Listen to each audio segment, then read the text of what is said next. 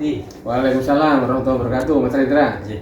Punten ganggu waktunya, Pak. Nggih, monggo Mas Rendra. Jadi ini kan posisi saya saat ini sedang berada di modul 3.1 tentang pengambilan keputusan berbasis nilai-nilai kebajikan sebagai seorang pemimpin. Nah, pada modul ini di alur demonstrasi kontekstual ini tugas saya adalah mewawancarai Bapak atau mewawancarai beberapa kepala sekolah terkait dengan kebijakan-kebijakan atau hal-hal yang harus dipertimbangkan terkait dengan pengambilan keputusan. Izin nanti saya bertanya beberapa pertanyaan Bapak G. Siap Mas Rendra, siap. G. Jadi gini Pak, di modul 3.1 ini ada dua etika, dilema etika. Jadi yang pertama adalah dilema etika, yaitu terkait dengan pengambilan keputusan atas dasar benar dan benar.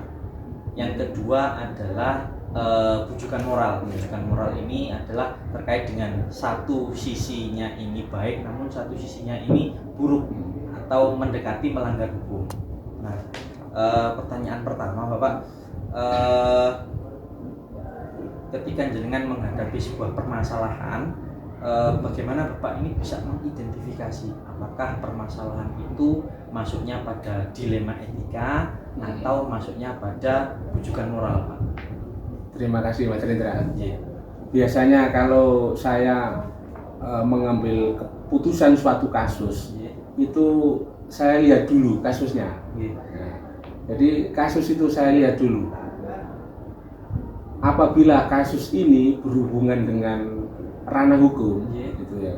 Kalau kasus ini berhubungan dengan ranah hukum, berarti kasus itu adalah merupakan bujukan moral. Itu.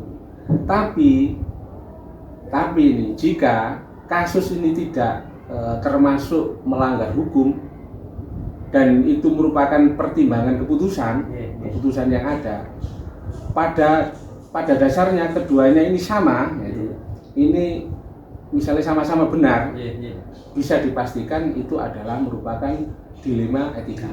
Seperti itu Mas Rendra. Jadi yang pertama, kalau bujukan moral itu menuju ke ranah hukumnya. Ranah hukum. Ya, kalau untuk yang dilema etika ini dua sisi itu sama-sama benarnya. Sama-sama benarnya, iya. Pertanyaan yang kedua. Bagaimana Bapak menjalankan pengambilan keputusan? Jadi terutama untuk kasus-kasus dilema etika, ketika dua hal itu sama-sama benarnya, bagaimana jenengan ini dalam pengambilan keputusannya, Pak? Menurut saya, Mas Rendra, ya, saya lebih memilih nilai-nilai kebajikan.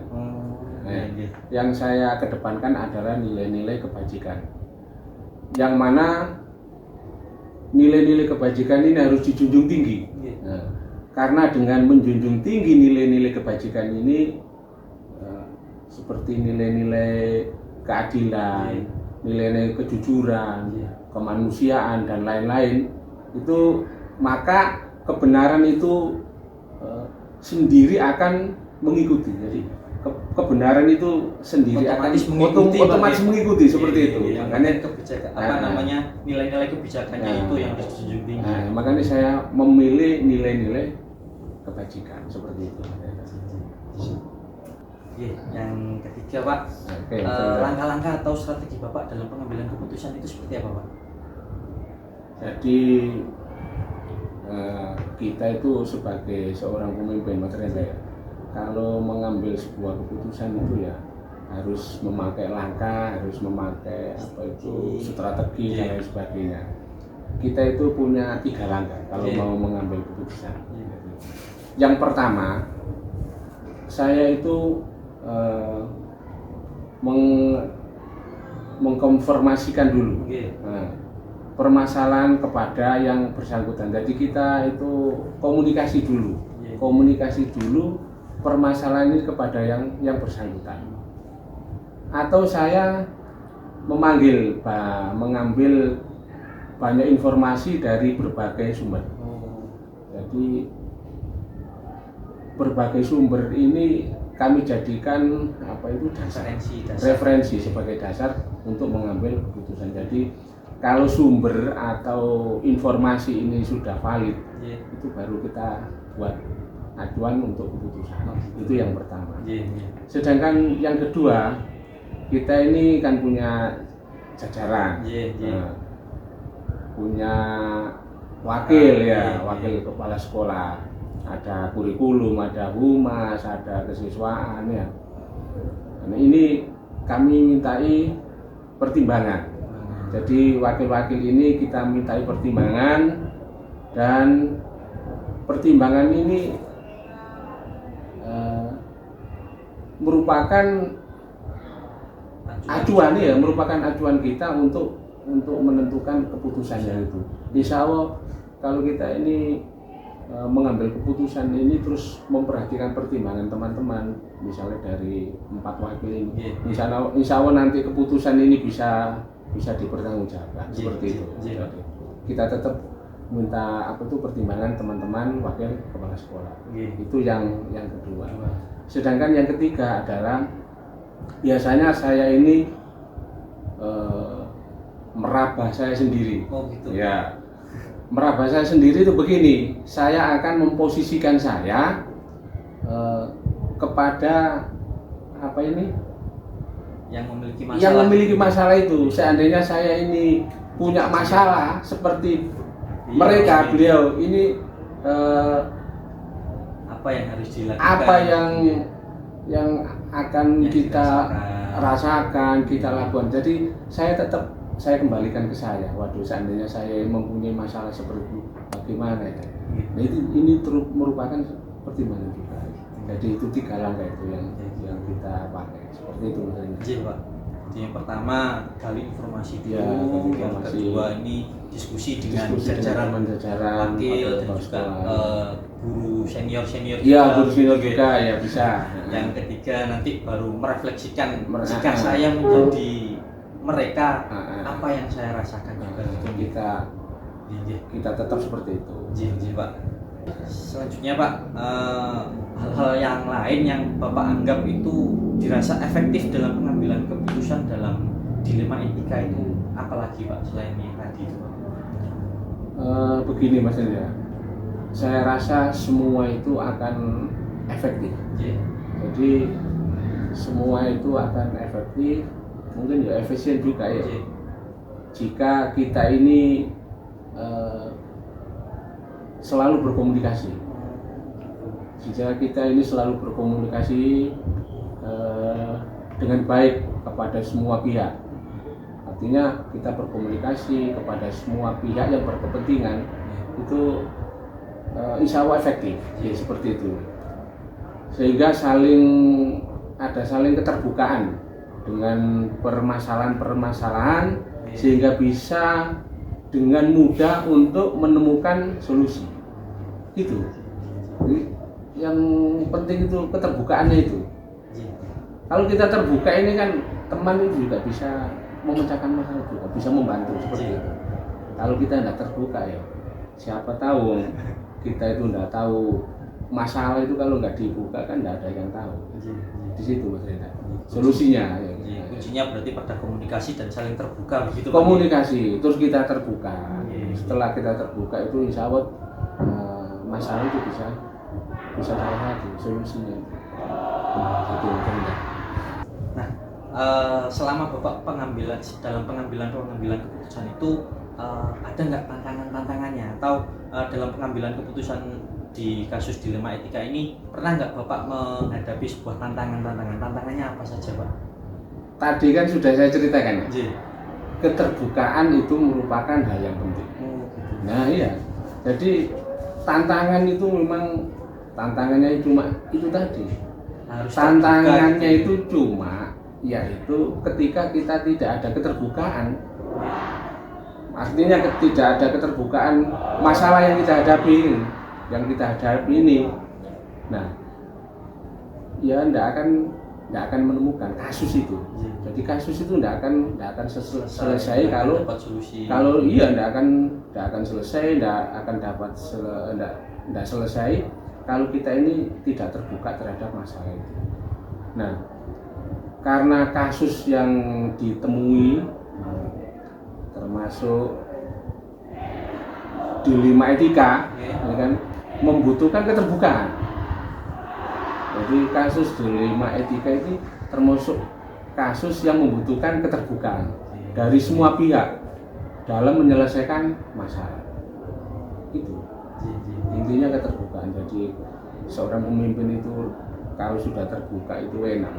Nah, gitu. Semua selesai masalah itu karena banyak yang membantu. Kalau sudah banyak yang membantu, solusi itu akan terpecahkan. Apalagi material. Jangan butuh jadwal atau butuh waktu dalam penyelesaian masalah itu, apakah langsung diselesaikan saat itu juga ataukah butuh waktu dalam penyelesaian masalah tersebut? Maksudnya butuh tempat dan waktu khusus lah ketika ingin menyelesaikan sebuah masalah. Terus prosedur dalam penyelesaian masalahnya itu seperti apa, Pak? Kalau saya kira tidak ada. Kalau untuk untuk jadwal misalnya, kalau untuk jadwal tertentu ya mungkin enggak usah lah. Tidak perlu pakai jadwal, enggak usah gitu saja. Tapi harus memakai prosedur ya, kita pakai prosedur. Dari prosedur yang jelas seperti yang tadi yang jenengan sampaikan tadi. Iya, seperti tadi yang saya sampaikan tadi itu. Nah, kalau sudah ada prosedur yang jelas yang saya sampaikan tadi itu, terus masalah itu saya jelaskan semua sebelumnya ya kan. Terus saya itu menggali informasi dengan baik, terus sudah diskusi dengan teman-teman waka lengkap lah istilahnya, cukup dengan wakil-wakil tadi. Insya Allah kepala sekolah merefleksikan terhadap dirinya sendiri itu tidak kesulitan. Gitu. Kurang lebihnya seperti itu ya, gitu ya. Nah, terus gimana Mas? Adakah orang atau faktor-faktor yang lain yang mendukung atau mempermudah jenengan dalam pengambilan keputusan, Pak? Katakanlah waka kah, atau guru senior atau siapa yang mungkin bisa membantu mempermudah jenengan dalam pengambilan keputusan? Yang jelas itu begini loh materinya. Manusia itu kan pada dasarnya makhluk sosial, makhluk individu. Kalau kita itu istilahnya itu punya jiwa human relation misalnya, gitu ya, yang baik, itu insya Allah kita itu banyak teman. Nah, kalau sudah banyak teman, saya kan banyak komunikasi. Kalau dengan banyak teman, kalau sudah banyak teman itu banyak komunikasi. Kalau sudah banyak komunikasi, tentunya masalah bisa kita selesaikan dengan baik. Nah, misalnya kalau saya di SMA Negeri 1 Babat ini, sekarang dulu itu ada yang namanya tim pengembang. Nah, sekarang itu ada namanya komite pembelajaran. Nah, itu saya ajak komunikasi. Misalnya ketuanya itu saya ajak komunikasi. Seperti Bapak Dr. Andes Samsuri, MPD, itu kan ketua komite pembelajaran. Nah, ini kita ajak komunikasi. Itu merupakan istilahnya mereka salah kan satu orang yang salah satu bisa orang yang bisa membantu saya untuk mengambil kebijakan. Namun tidak lupa dengan guru-guru senior, yang sudah mengetahui seluk-beluk sekolah, gitu, yang sudah paham betul tentang kondisi lembaga ini. Nah, informasi itulah sebagai landasan saya dalam pengambilan sebuah keputusan. Jadi informasi seperti itu dari ketua komite pembelajaran, dari guru-guru senior, ini merupakan salah satu cara saya, landasan saya dalam pengambilan keputusan. Masih banyak saja. Terakhir Pak. Terakhir, oh iya, oke. Terakhir Pak. Dari semua hal yang telah jenengan sampaikan tadi, pembelajaran apa yang jenengan dapatkan dan bisa jenengan petik dalam pengambilan keputusan dilema etika Pak? Nah, intinya adalah kita ini harus selalu membangun komunikasi. Itu sering saya sampaikan ke teman-teman guru, wakil kepala sekolah ya. Intinya kita hidup ini harus selalu membangun komunikasi, karena dengan adanya komunikasi itu insya Allah permasalahan ini tidak putus. Permasalahan tidak putus, permasalahan ini akan cepat selesai dan tidak menyebabkan adanya kesalahpahaman. Karena komunikasi kan lancar, tapi kalau komunikasi ini putus, ini bisa kadang-kadang bisa menyebabkan salah paham seperti itu ya. Jadi komunikasi ini kita bangun dari seluruh pihak, semua komponen,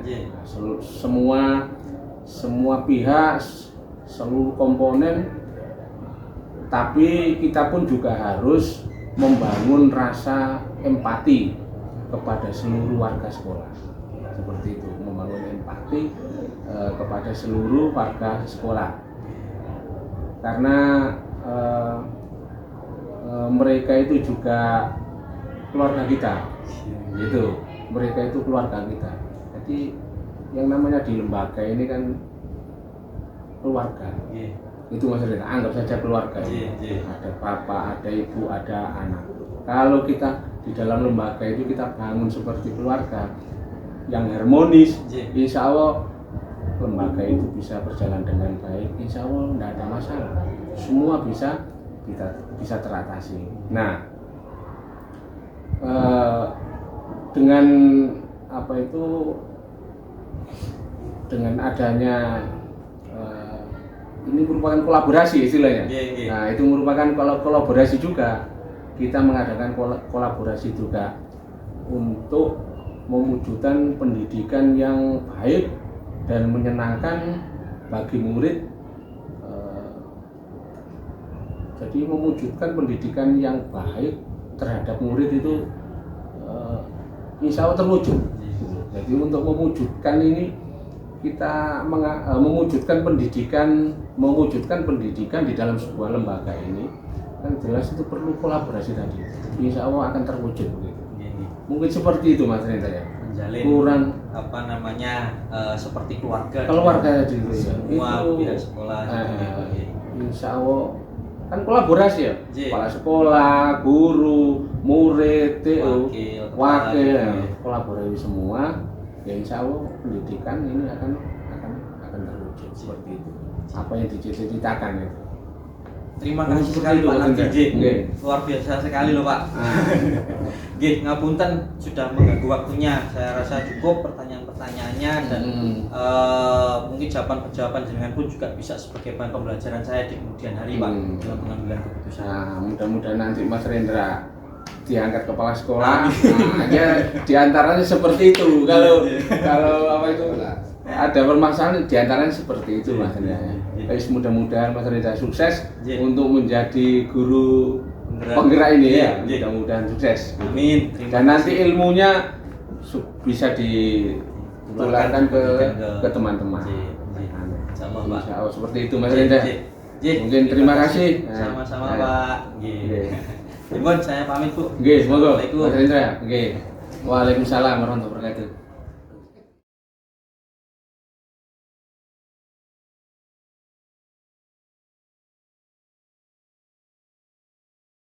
Assalamualaikum warahmatullahi wabarakatuh. Salam gembira. Pada pagi hari ini saya akan mendemonstrasikan tentang wawancara saya dengan salah satu bapak kepala sekolah.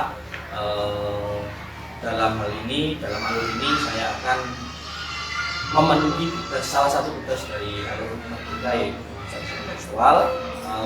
Samping saya sudah ada bapak kepala sekolah, Bapak Iwan. Selamat pagi Bapak. Izin nanti Bapak, saya ingin bertanya beberapa hal terkait dengan peran Bapak sebagai kepala sekolah dalam pengambilan keputusan atas dasar nilai-nilai kebajikan universal. Bisa langsung dimulai Bapak. Sebelumnya saya perkenalkan diri Saya Muhammad Firdaus dari CGP Angkatan kelima Kabupaten Lamongan.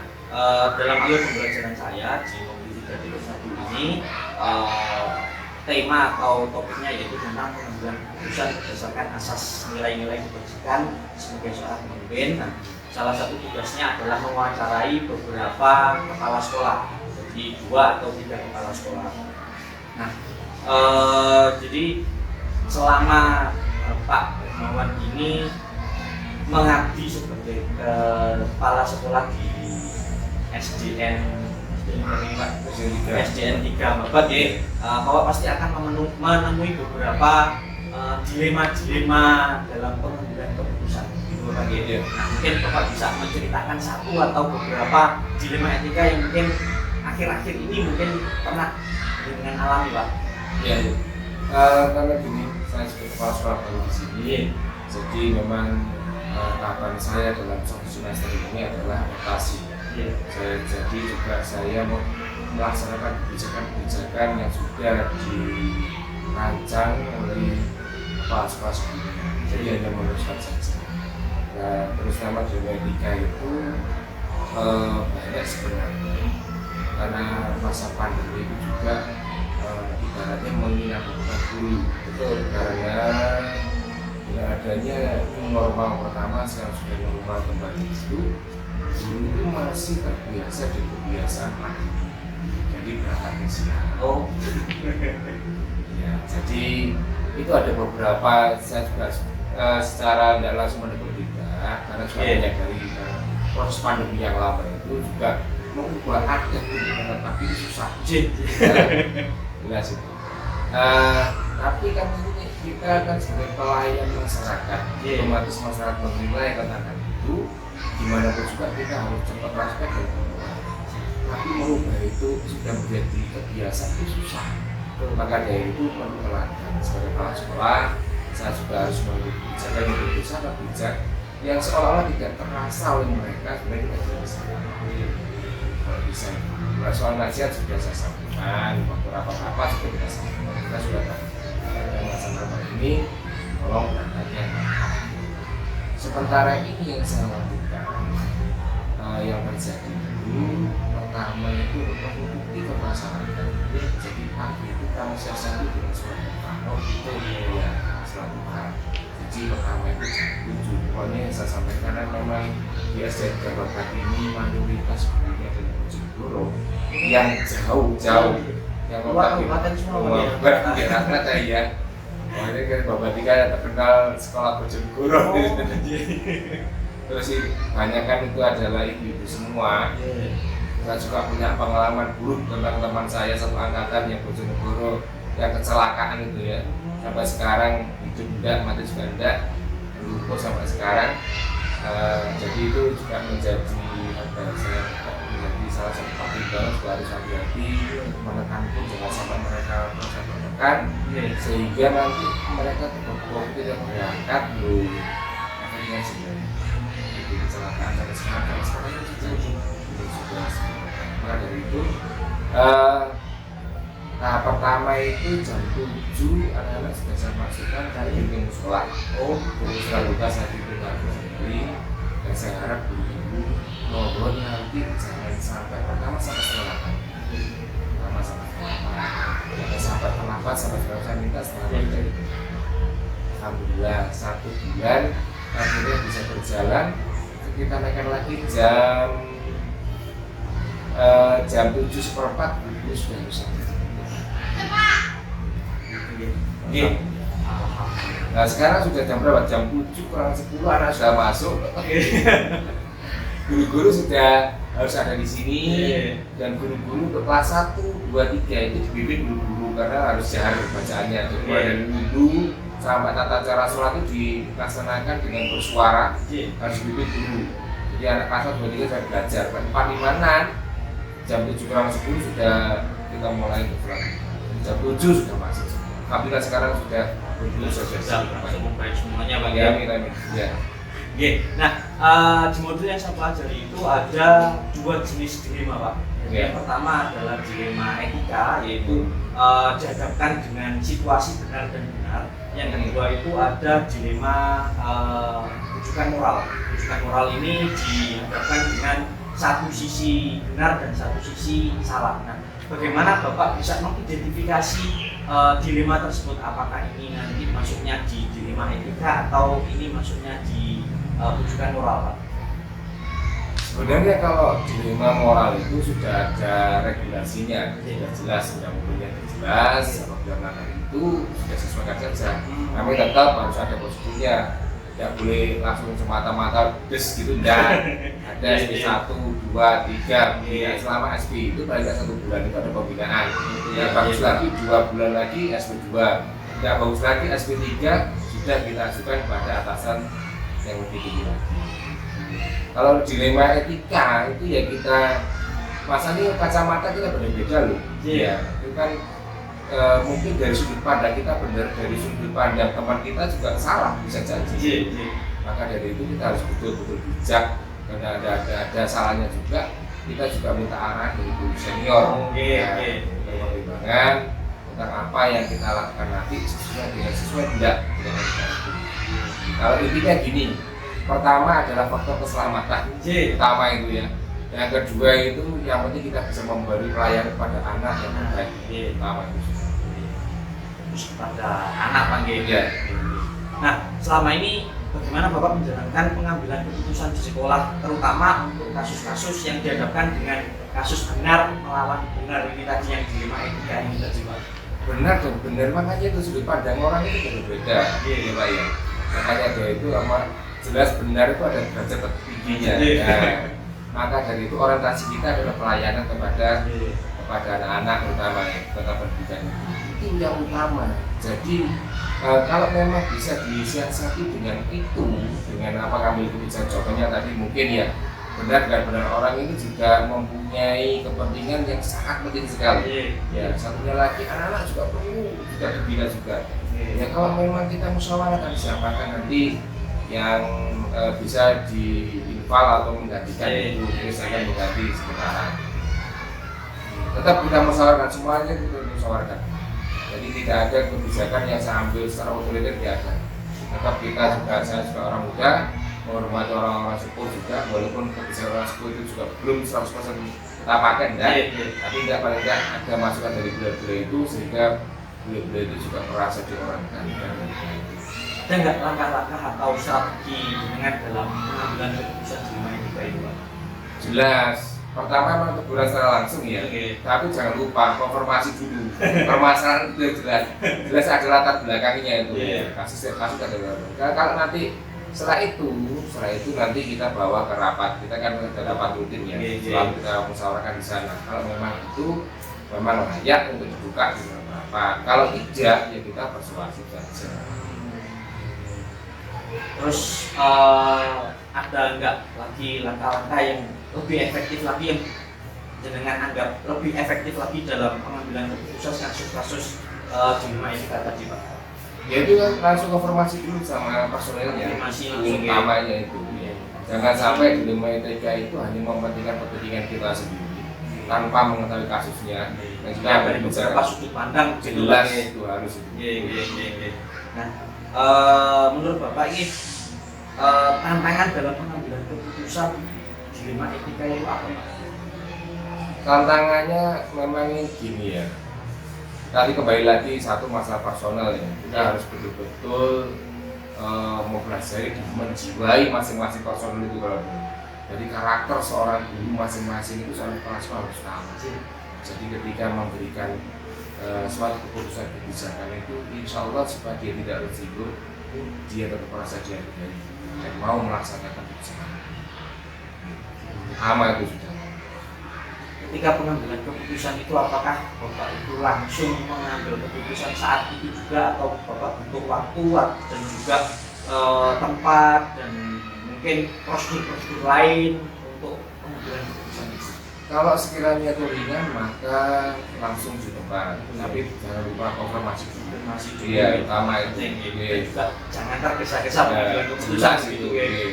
Utama itu. Kalau memang nanti sekiranya agak sulit sedikit maka kita itu tadi ada rapat, kita rapatkan prosedur tadi, Pak.